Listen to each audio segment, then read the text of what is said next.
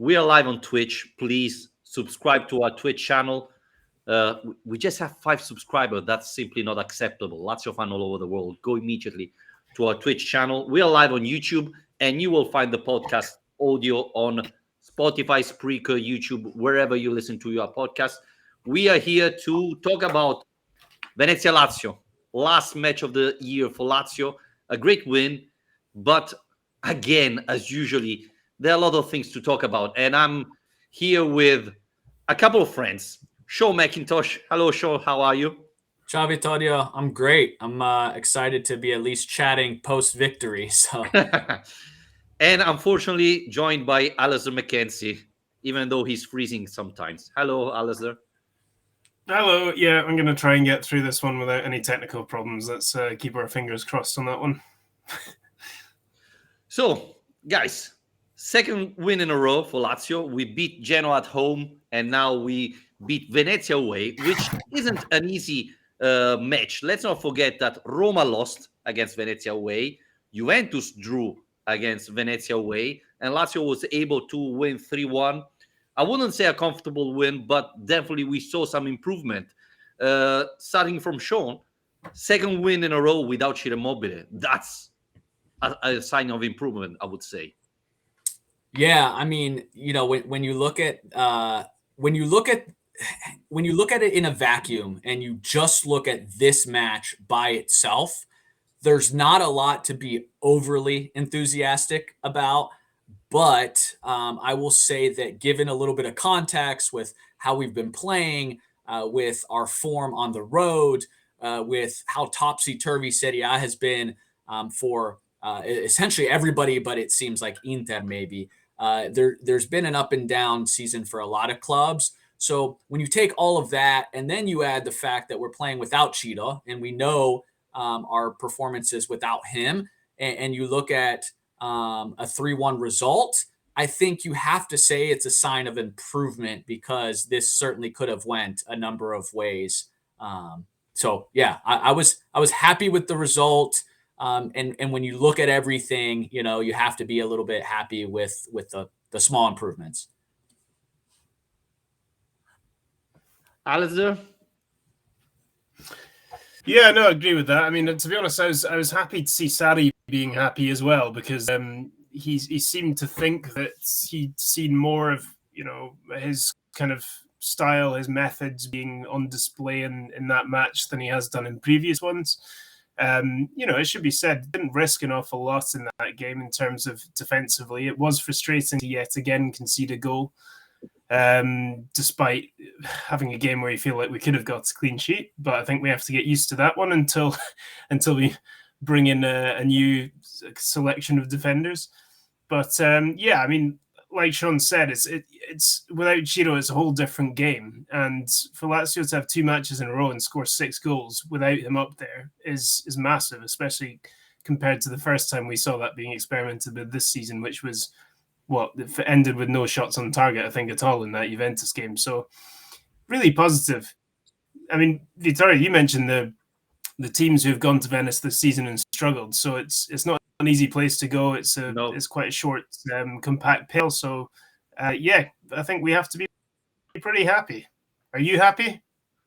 Our former manager would say, I don't remember saves from Strakosha, which is true, to be honest. I don't remember saves from Strakosha. And yeah, the goal was a little bit unlucky, but Venezia was pressing high. So, you could see something going wrong there. It's funny because when Juventus drew against Venezia, I don't remember which website did an article saying, well, going to Venezia is complicated. You have to travel by sea for 30 minutes. A lot of players of Juventus arrive to the stadium seasick. So it's complicated, and we will, it's simply some of excuses that are simply unbelievable. What is it? It's a joke. I mean, can you find it? There was seasick because 30 minutes of boat to get to the stadium. It's simply ridiculous. But still, it was a comfortable win, and we saw some improvement defending and attacking, because again, we created a lot of chances. We scored 3 goals, and we scored 6 goals in the last 2 matches without Ciro. and we allowed only 2 goals in the last 2 matches, while before we allowed 6 goals in the last 2. So we saw improvement there, which is definitely encouraging. And again, guys, what can we say about Pedro? Not only the goal, but another great performance. Alasdair, Pedro and Zaccagni, really encouraging signing.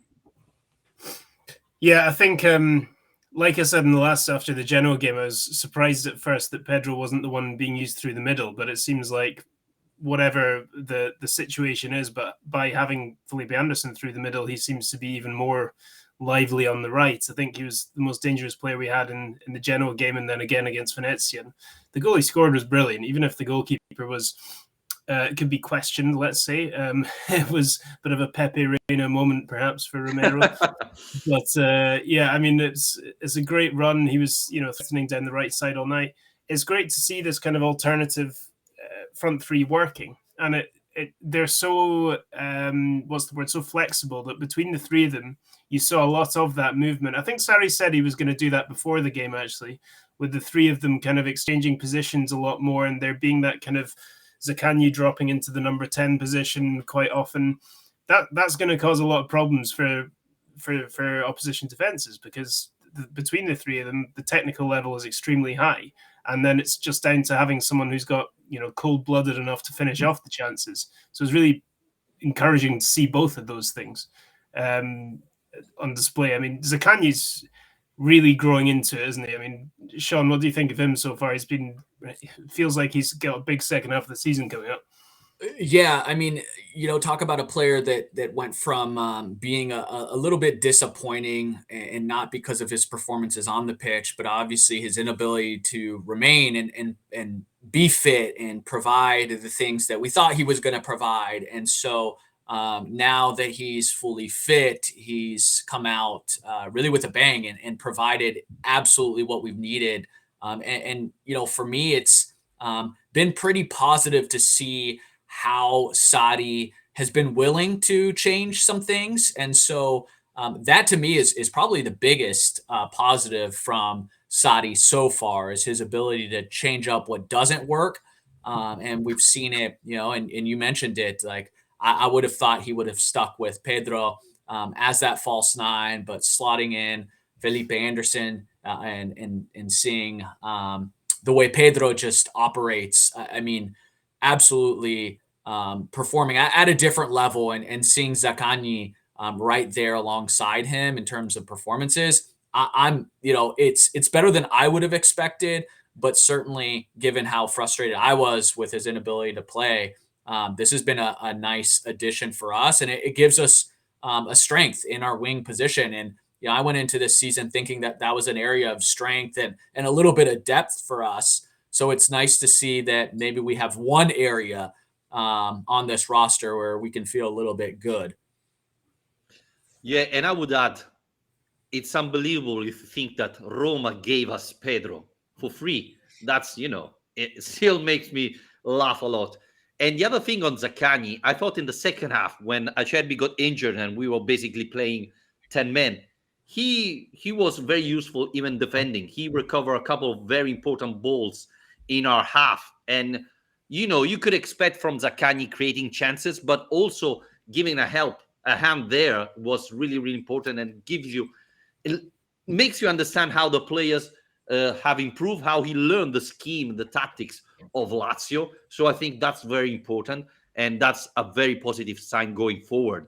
One other thing, it helps. Sorry, Vittorio. It helps too when you have a player like Pedro, who's 34 years old, who is leading and doing those things himself, where you can't do anything but drop back and give that type of energy and effort when you see a player like Pedro, who has accomplished everything at every level, who's 34 years old, who looks like the youngest player on the pitch, looks like he's the one that has something to prove. So when you're a player like Zaccagni, you can't help but give that same level of effort when you see somebody else like that doing it.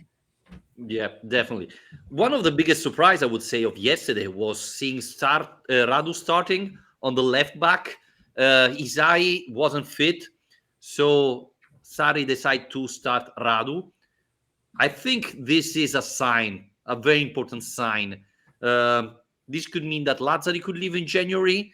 And another important sign is Murici didn't come in on yesterday. But when he took off Felipe Anderson, Andre Anderson came in. So starting with Shawn, do you think this is a signal, a clear signal that both players are heading out? They're going to be sold in January? Or it's just, the flow of the match, how Sarri thought it was better to play? Well, I don't think there are a lot of signs that need to be dissected or read or investigated. I think we all know that the club and Murici himself want a change of scenery, and so it's just a matter of if Lazio can find somebody to offer up the right type of dollars that's going to make Lotito happy. Obviously, we can all expect that we're gonna be upside down on that. When it comes to Lazzari, I still think there's hope. It doesn't look great. I think it was speculated right off the bat once Sarri came on board that this system wasn't going to be a fit for Lazzari. I believe that Lazzari can be a strong player in this system. It doesn't appear as if Sarri has that faith. I'd be hard pressed to believe that exit comes in January. And I mentioned I'm pretty happy with the way that Sarri started, and when Sarri was appointed, a lot of the things that you heard that were negative about him was his inability to adjust or be really, really thick-headed and unwilling to change his ways. And I think what we've seen, and it's been really refreshing, is quite the opposite. He's given players chances. We saw Strakosha, who was essentially in the doghouse, and we never thought he would be back. And all of a sudden, he's our number one again. You see a player like Cataldi being given chances. And so I think if Lazzari is still going to be with us, and I believe he will be through January, then you can't but expect or hope that he'll be given chances, and it's going to be on him to perform. But I think right now you have to say that Sarri probably doesn't trust him in that starting 11. I think the question about this is probably not so much about Lazzari's ability or his place in the squad, or even really how Sarri sees him, though, and more about I don't think many people can argue at this stage Lazio need to invest in this squad to improve it, to give Sarri a squad that more resembles what he needs to make his style of football work. And so if you're wanting to therefore sign a lot of players, you're going to have to sell some, because we're not going to have a lot of ready cash to go and splash out in January, especially if you consider that nobody's been going to games this year as well. So there's not even any gate receipts. We're basically back in COVID times again with absolutely nobody in the stadiums. So I think Lazzari's name being thrown out there isn't a coincidence, because if you look at what his role has been this season, which is as a squad player, rotation player, but he at the same time is of an age and with a reputation that he could still get a very good transfer fee, I would have thought, if they could do it right. Murici is another totally different question, because that's more about his total underperformance over the last year and a half. But yeah, I do believe the Lazzari thing. I think if they were received an offer that they thought was sensible, they might be tempted to take it and then reinvest in other parts of the squad. But at the same time, if you lose Lazzari, basically the only part of the squad that we feel like currently has a decent depth of cover suddenly doesn't. So you're kind of shooting yourself in the foot, depending on how you then reinvest any money that you bring in from them. I don't know. What do you think, Vittorio? Nobody talked about Stefan Radu. I thought the performance of Radu was great. And as Shaw was mentioning, it's good because everybody said that Sarri sticks with 11 players and that's it. One of the biggest concern Napoli fans had with Sarri is that he was sticking with 11 players and all the others didn't feel part of the group and they were out. Instead, we are seeing, my impression is that Sarri started with an idea like Leva starting, Reina starting, etc. And then going forward, he adjusts, thinking, no, maybe Cataldi is better here, maybe Strakosha is better. And again, he's improving because his eye was one of his men. And now he gave a chance to Lazzari, and now he's giving a chance with to Radu. I thought Radu can definitely play there. And I thought he played really well yesterday. Obviously, we were talking about Venezia, not Real Madrid, but that's a very encouraging sign. About Lazzari, I will be very disappointed if he goes in January. But Alasdair makes a very valid point. Lazio need money. So, yeah, I know. It's Christmas. It's Christmas. But, the other thing is, well, we have the cash from the Binance deal. So maybe we can use that in January and keep Lazzari. Maybe sell Salernitana and use some of that. I don't think that money is coming to us, but who knows? But yeah, I think we need to sign a couple of players this January to improve the team. We need a Vice Immobile, because one thing is, last year Ciro Immobile missed just 3 matches in Serie A, and the last one was Sassuolo Lazio, the last match of the season. We are in December and he already missed 4 matches. So I can see this trend increasing. I don't believe Immobile will play all the rest of the matches this season. And Felipe Anderson, we have to talk about him. He played great against Genoa, but he was terrible yesterday. I don't think that's the solution, or at least that cannot be the only solution we have. It's pretty clear that Murici is out. He didn't even come in yesterday. He preferred putting Andre Anderson out of position than giving a chance to Murici. I really think we need a Vice Immobile, but I don't think lasagna is going to be the solution. We need something better, right, Shawn?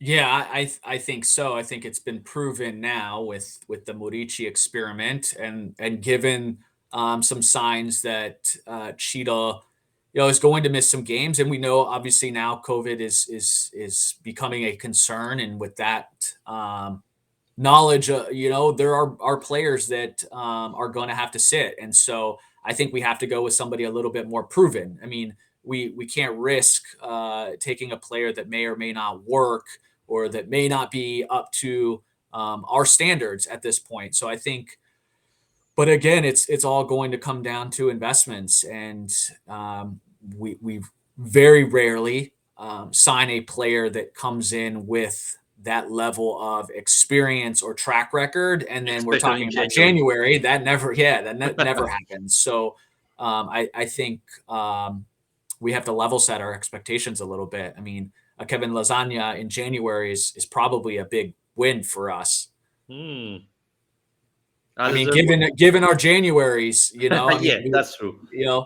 It's a big win for shirt sales, because Lasagna is the best name in Serie A, Kevin Lasagna. I'm leaving the podcast after this. Sorry. The way I see it, I think that ideally, and I know this is a long shot, but I'm just talking about, pie in the sky ideas. But I think that ideally what Lazio need in January is a player who can actually play anywhere across that front three, who's comfortable being the Vice Immobile, who can play through the center, but is also comfortable stepping into one of the wide roles too. So for me, the kind of ideal dream signing would be someone like Giacomo Raspadori, because he's young, he's Italian, he's got Serie A experience, and he knows how to play through the middle and out wide. Now, he's obviously at Sassuolo. It's a club that is still like, you would still see joining Lazio as a step up from being at Sassuolo, but obviously he's been linked with huge number of teams in the last year or so, and I don't realistically think that's going to happen in January for Lazio. But I just want to put out there that I think that's the kind of profile of player ideally I think Lazio would like, because then you're not just saying to someone, you're not just selling joining Lazio as being the number 2 to Ciro, because I think that's quite a hard sell to people to say Ciro is so set in stone as the starting striker. Whereas if you're opening up the option of being, getting a place in the team on either wing as well, then, it becomes a bit more appealing. Well, given his age, I think the appeal is that, he's that next heir to the Cheeto throne, which would be nice, because it's something that we probably should start thinking about. Cheeto has a couple good seasons, knock on wood, but he's not young. No. If Lazio sign in January Raspadori, I will start every single pod of Lazio Lounge for next year praising Alasdair McKenzie. This is how much I believe he's going to sign in January. That's on record. Yeah. I think you have no chance. But for example, Yeah, me too. Keita would be a interesting name. He's pretty much out of Cagliari. I mean, that's a funny thing. Cagliari's decided to sell Godin, Casares, and so on. Keita could be one of them. And I know Keita has some issues, but he could play on the wingers and playing as a number 9. So this could be the perfect solution, considering Lazio budget, obviously, because, everybody would say, well, Mbappe would be perfect. Yeah, Lazio can afford 1 month of salary of Mbappe. So Keita would probably be the best chance Lazio has, seeing how things are going with Cagliari. One thing that really annoys me, guys, is that we are not able to celebrate a win. Last week, after Genoa victory, there has been complaining about Acerbi. Il Messaggero said that Sarri was pissed off with Milinkovic Savic. After Venice victory, the Curva Nord said that they don't want Acerbi anymore with a Lazio shirt. Again, we are so good in creating issue ourselves that it's simply unbelievable. But starting with Shawn, what do you think about this situation? What's your take? I mean, nobody looks great in this situation. You wish Acerbi didn't hush the curva. We know that's a bad look. Wherever you are and wherever you're playing. I mean, we've talked about the attendance issues this season, and for those fans that did show up, and to have a player with as big of a profile do that, I mean, it's not great. You don't want to see that. Now, you can run through the list of excuses, and we know Acerbi apologized for it. Didn't apologize in the way that it seems like they wanted. But I think the response is a little silly. It's certainly harsh. But I will say that it's funny. It's always everybody wants to take every opportunity to just pile on Lazio. And how many times have we seen clubs and their curvas issue a note, some sort of statement, and very rarely do these statements ever come across well. And so this isn't a Lazio thing. It's like I see on everywhere. I've seen it on Instagram and on Twitter. Everybody piling on up. There's Lazio again. Worst fans. Yada yada yada. But again, it's one of those things where you look in the mirror, and because every single club and their curva do this or issue something a little bit silly. So yeah, I don't love it on anybody. I don't think anybody comes out the winner when this happens, and it's certainly harsh. It's a statement that again, Acerbi has given us a lot, and likewise, I mean, he shouldn't have hushed the fans. So there's only losers in this situation. Yeah, I feel like we kind of got to a point where even after discussing it earlier this week, we felt like we could probably move on. And I think that's the frustrating thing about it, is it's now gone from a situation where it's something that we don't like and something that we maybe think less of Acerbi for, or get a bit annoyed about him for. But come on, I mean, to turn this into like a witch hunt where they're calling for him to be, removed from Rome as quickly as possible and stuff just seems totally over the top. And like it's creating like you said, Vittorio, a poisonous atmosphere when there's no real need to have one. We just won 2 games in a row. And in the space of those 2 games have managed to turn, one of our longest serving and best defenders into a subject of hate from a large section of the support. And like we've already kind of talked about this a few days ago, we can understand why it upsets people, and we agreed that it's not something you should have done, like you say, but you can move on. You can really move on. We don't need to turn this into a day where they decide they're going to boo him every single time he touches the ball from now on. I mean, Yeah, This affects the club too. Let's help This affects the ourselves, club.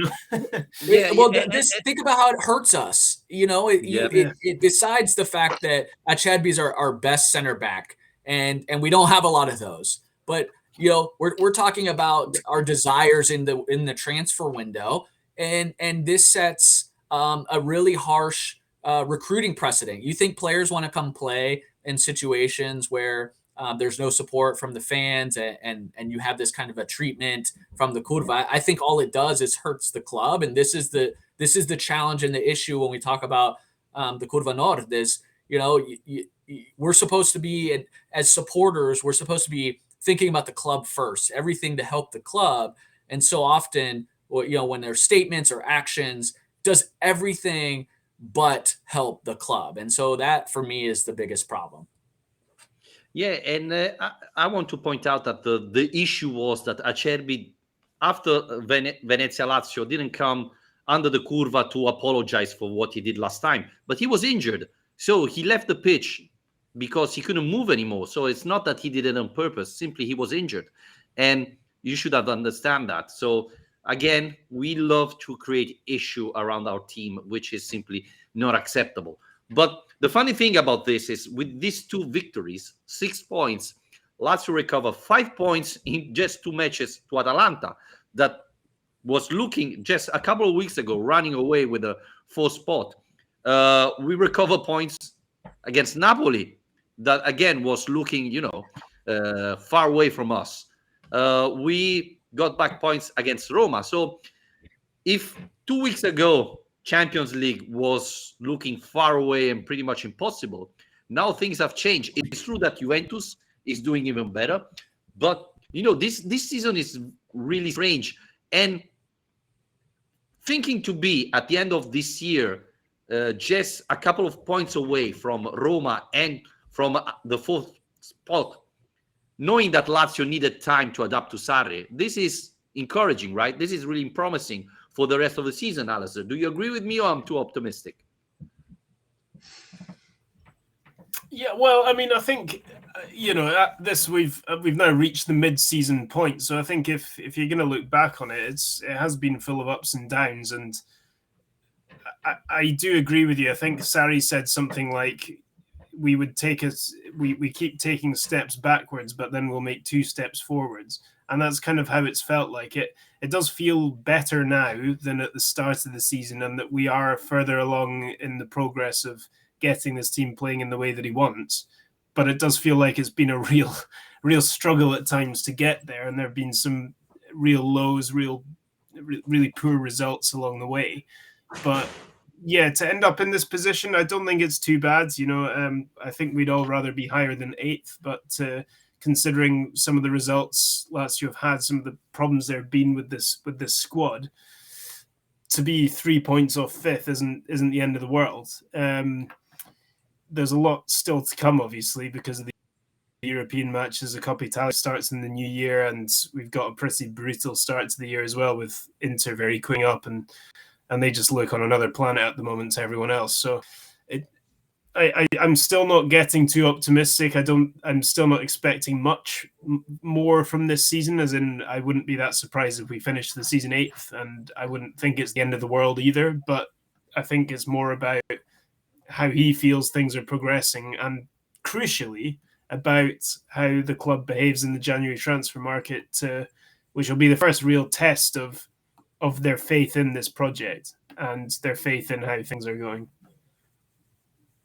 Shawn?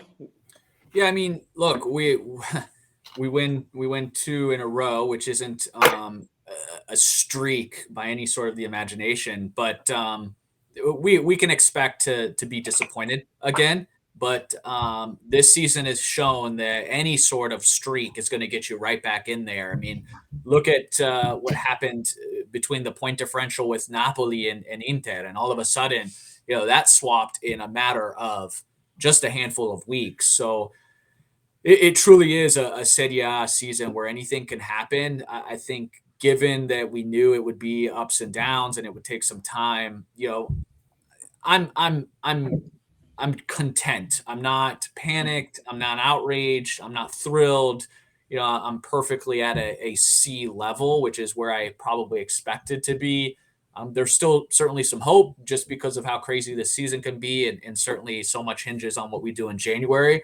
But I think you look at the calendar year table, and I think that's a really interesting one where it again kind of level sets what kind of a year we just had, because so much of the time we're angry, we're upset, and while it's not a table to be like super proud of, because we're not in, we didn't finish the calendar year in top four, but it's pretty incredible when you think that we just finished a year with the highest point total that we've had, and that's pretty remarkable given how much this team has slipped, how much of a transitional season it is. And then you look at the point differential and the gap between us and our friends at Roma, and it's quite massive. So in this calendar year, Lazio would have finished the table in sixth position, Roma in seventh. So you think, oh, they're just neck and neck. But the difference between 6 and 7 was Lazio with 81 points and Roma with 68. So it's the largest gap in the table amongst any team. The next largest gap you're looking at is between Inter at 104 in top position, and then Atalanta at 94 with a 10-point gap. So, we always think of the chaos and the craziness, and we've actually been relatively fine. It's just about getting a few of these pieces in January, and because everybody's in a position where they can slip and fall for a couple weeks, and all of a sudden we're right back in it. So we'll see. Yeah, that thing of the calendar year is very interesting, and it's true that it's funny because I thought this was the worst year for Lazio in the last 5 years, probably the last. I thought second year of Pioli was probably the worst than 2021, and so it's surprising. Again, this is a team that's building up, and we saw improvement, so this is really encouraging. I'm a little bit disappointed about Felipe Anderson, because after Genoa's match, I was, thinking that maybe he's switched on again. It's true that he's not playing in his favorite position. He played like a central striker yesterday, which is not obviously his best position. But I'm getting concerned because I don't know. Venezia should have been the perfect match for him to step up and confirm the performance he had against Genoa, and I don't know. I'm losing a little bit faith on the Brazilian. I'm too pessimistic this time, or do you agree with me that Felipe Anderson have to decide what he wants to be? A great player or an average player for a team fighting for Europe League and nothing more? Well, I think because we started the season with him in great form, we were able to convince ourselves that it's Sarri, the Sarri effect. He knows how to unlock him. He's been showering him with praise, and he knows exactly how to finally get this guy playing at that top level ability that we've all known for years that he's got. But unfortunately, I think all we're seeing now is just the same thing that we saw last time we had him. I mean, it's the same thing. We just have to accept probably that this is Felipe Anderson. He is capable of some absolutely brilliant performances and reaching that very top level, but he's also very guilty of going missing for weeks at a time. And that's not really a surprise to any of us. It's just a bit of a shame, because when he started the season so well, we started to maybe believe that something else was going on. It might do, maybe we'll get there in the end, but I think he's a useful part of the squad, certainly. Again, I think we want to increase the options as much as possible and not rely on him too heavily, because he started every game up until I can't remember when it was, but he started a hell of a lot of games in a row. And I don't think we want to be relying too much on a player like that, because as we've seen, his consistency has always been an issue. Yeah, and with Sarri being so willing to change and give other players a try and He's been willing to light a fire under a couple players' asses. We've certainly seen him bench the likes of Luis Alberto and make changes. So it's interesting that he hasn't quite done that with Felipe Anderson. I don't know if it's because he doesn't believe that Felipe responds to that, and maybe that's some sort of an indictment on the mentality of Felipe Anderson. Maybe he's not the type of player that can handle that, or if it's an indictment on what he believes is the depth of that position, and the likes of Raul Moro maybe not being ready, or certainly Luca Romero is much too young, or anybody else. So I don't know. Curious, Vittorio, why do you think Sarri hasn't benched Felipe Anderson yet? I don't know. I think it's more he believes that he can switch on in every single match. So you're wasting a chance if you put it on the bench. Plus, he's very weird guy, right? He can really disappear if he thinks that the manager doesn't trust him. He needs to feel love, and obviously, you give love to a player starting him more often than not. So I think this is one of the reasons why Sarri doesn't bench him too much. And this leads me to another question. After Genoa, I thought Luis Alberto would have started against Venice. 2 assists, great performance against Genoa. Instead, again, he started from the bench. He came in, he scored again. He doesn't. I was expecting like Luis Alberto scoring and then maybe going to the bench and doing something terrible to Sarri, gesture or thing. Instead, he was celebrating under the curva, all good, etc., which was a huge surprise for me. But I was surprised to not see Luis Alberto playing. I don't know if there's a injured situation. Maybe he's not 100% fit, but I don't know. Or maybe, like his namesake, another Luis at Atalanta, Muriel, maybe he's just decided he's the perfect super sub. Bring on Alberto when the opposition are tiring, half an hour left, and let him go. But I think we lose too much talent in midfield. Again, Basic didn't play bad, but I think we didn't move the ball fast enough and good enough without Luis Alberto. Shawn? I mean, it's hard to argue with the result. It's hard. I don't think it has anything to do with fitness. And I think we've seen Luis Alberto come in and he's looked sharp. So I don't think fitness is the concern. I think, and I don't know that it's a message needing to be sent. I think any sort of message at this point, we're beyond. Luis Alberto is an experienced player. I think you sit him down once or twice and I think he gets it. I think purely, what Alasdair said, I think Sarri is just seeing that, he's providing something off of the bench, and Basic can cover enough ground in both facets of the game and give us that, and Luis Alberto, when the opposition's a little bit rugged and tired, can come in and have a greater effect. I don't know that that's the right call, but it's worked.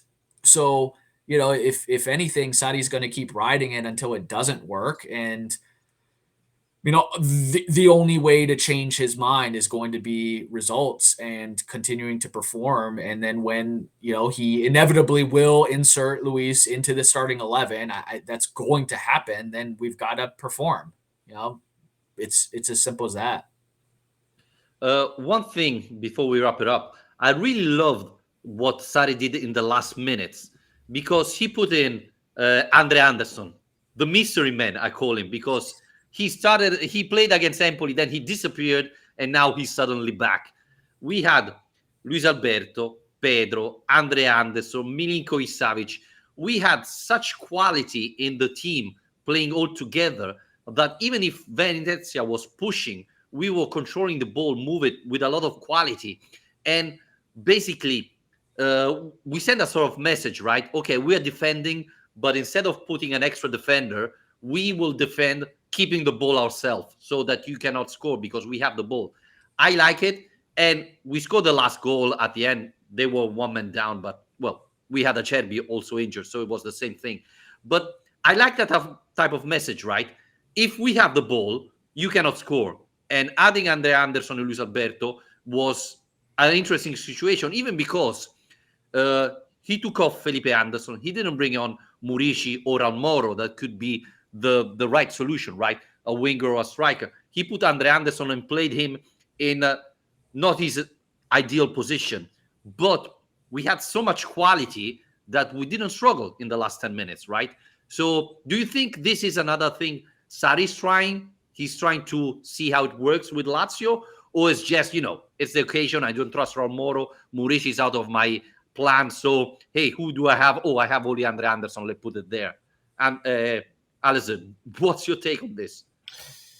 Yeah, interesting. I mean, I don't think he feels like the squad is really ready to do that as its game plan from the start, for sure. Because I mean, it was good to see that Sarri thought defensively that the structure of the team was sounder, and I do wonder if that comes into the Alberto argument as well to a certain extent, is that you do have more you still have a lot of creativity on the pitch with the 11 that we had yesterday, but you've also got the work rate that we already spoke about from the two wingers to help out defensively, and Basic provides a lot more in defense and to cover for Cataldi, to help Cataldi as well, than Alberto does in that role. So it helps Lazio feel a bit more solid, but obviously that's from a far more kind of traditional working hard and physicality kind of standpoint than the idea of you can't score if you don't have the ball. I don't think there's really enough quality in the Lazio team to really work that effectively with that tactic, to be honest. And even so, it was a 3-1 win. We did still find ourselves in a position where we had about 10 men behind the ball, and Venezia were launching a long ball forward, and we were only 2-1 up at the time late on. So you're a kind of bad moment there away from this being a very different result. Alistair, what happened when you moved to Scotland? You become pessimistic. When you were in Rome, you were so optimistic. Now, is it the cold weather, the rain that affects you? I mean, got me down. Yeah, I'm lacking in vitamin D. And I can imagine. Shawn? I mean, I don't know. Is it Sarri genius? Is it him, tactically trying to come up with something that's going to work, or is it simply lack of options? And maybe that's the way we approach every match now. We've got no center backs. We don't have defensemen. We have nobody that defensively can give us too much. So let's just throw in a bunch of players that can hold the ball and keep the ball, and that's going to be how we try to avoid giving up goals. And I think it might be the best way forward if we don't have any center backs in January. Guys, before we wrap it up, the last question. I don't believe it's Acerbi's goal, to be honest. I don't see him touching the ball. For me, it's Cataldi from a corner kick. I don't know why the Lega Serie A gave it to Acerbi. He says he touches. I saw plenty of replay, and no, you don't. Yeah, I didn't see the contact either. I think it's a Cataldi goal, but if you yell loud enough, I guess it's yours. And it was funny looking on Twitter how many people were making jokes about Luis Alberto, who tried to score from corner kicks for 3 years in a row and never did it, and Cataldi tried once and scores. So Acerbi now with two more goals than Zaniolo. So yeah. Alasdair, do you think it's Cataldi or Acerbi? I don't know. I mean, it's one of those. It seems to graze his shoulder. Maybe. I mean, he must have felt contact. Surely Acerbi's not being that determined to claim the goal. If it's maybe he has a bonus in his contract. Yeah, possibly. I don't know. It was quite a funny one though, because the players kind of ran off celebrating and they didn't really know who to celebrate to, like to run with Acerbi or to go off to Cataldi. Well, they went to Cataldi before, and then Acerbi said, "No, I touched it," and then they were all celebrating to Acerbi. So yeah, it was funny. Yeah. Again, guys, thank you for joining me in this lovely podcast. Thanks for everybody for listening. Remember, we are on Twitch. Please subscribe to our Twitch channel, on YouTube, on Spotify, Spreaker, wherever you listen to our podcast, we are there. So rate and subscribe to our podcast. Merry Christmas to everybody. And we're probably going to be back next week to wrap up a little bit the season of Lazio. Again, thanks, Shawn, and Merry Christmas to you and your family. Merry Christmas, ragazzi. Always a pleasure. We'll talk soon. Well, Merry Christmas even to you, Alasdair. Thank you very much, and to you, and everyone have a great time. Great festive Hope you find period. your optimism when you come back to Rome. Yeah. You never know. Possibly. Bye, guys. Thank you. Ciao. Ciao.